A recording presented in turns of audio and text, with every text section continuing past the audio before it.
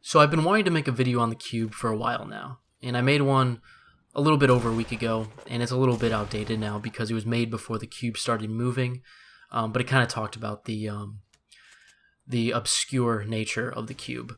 But anyways, that video doesn't explain at all what the cube is up to now.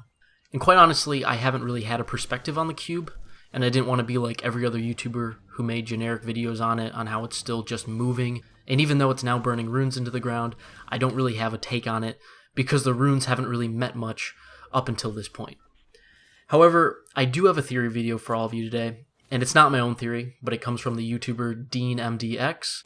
DeanMDX initially set up a test where he built a sky bridge above the exact center point above the original spawn location of the cube.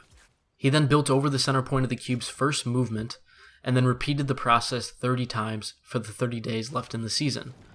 And it brought him to the center of the map.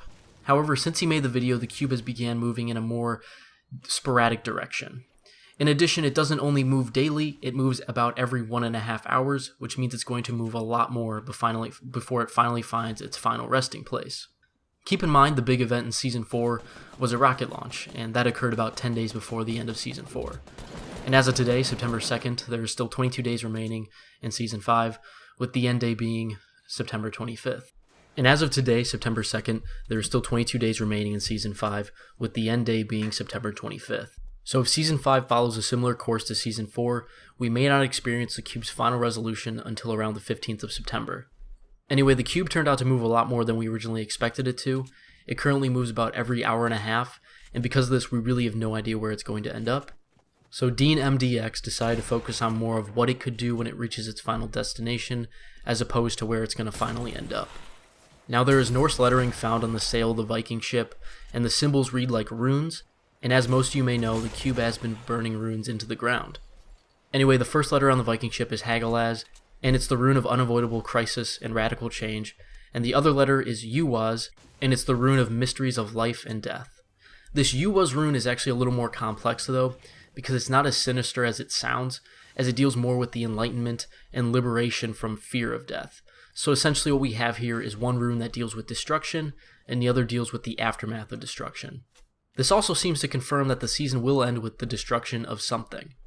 Anyway, let's begin our true dive down the rabbit hole. Back in 2000, the game Rune was released, and it was licensed by Epic Games, the same developer of Fortnite.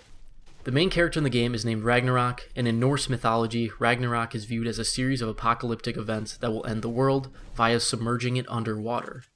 Keep in mind, the name of the Tier 100 skin in Season 5 of Fortnite is called Ragnarok, and his description tag is the Cold Harbinger of Fate. Now, the first main level in the game Rune is also called Underwater Ruins, and it features the main character Ragnarok exploring an underwater temple beneath a giant lake.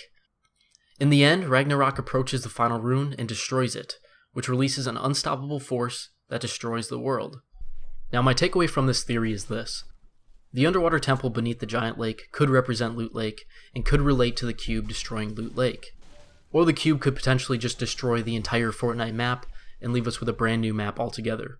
At this point in time, I feel like it's unlikely that the entire map will be changed because the community still does love the current map, and there's been too much time invested into the map by Epic Games themselves for them just to throw it all away. But I definitely believe that a place like Loot Lake could be destroyed, especially since it's one of the most inconvenient areas on the map, and is very inconvenient when you're trying to run away from the storm and you have to run across the entire lake because it's basically in the middle of the map. And other areas such as Flush Factory or Junk Junction might also be in danger because of the lack of people who go there in general. Anyway, hopefully you all enjoyed the video. If you did, feel free to hit that like button and subscribe if you're not done so already. Also leave what you think in the comments section below, what you think the cube is going to do when it reaches its final destination, and whether or not you think places like Loot Lake or Junk Junction or Flush Factory could actually be destroyed. Just let me know what you're thinking in the comments below. Anyways, I'll see you in the next one.